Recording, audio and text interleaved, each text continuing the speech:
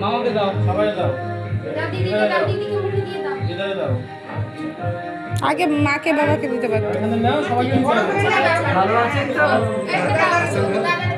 ওই যাচ্ছে, ঈশ্বর যেভাবে ডাকে ওইভাবে গেলেই হয়। জীবনে দিদি কয়? দিদি শরীর ভালো না, আসতে পারে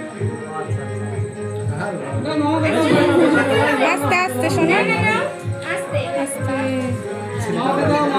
ও খাবে মনে হচ্ছে। দাও, মারে দাও।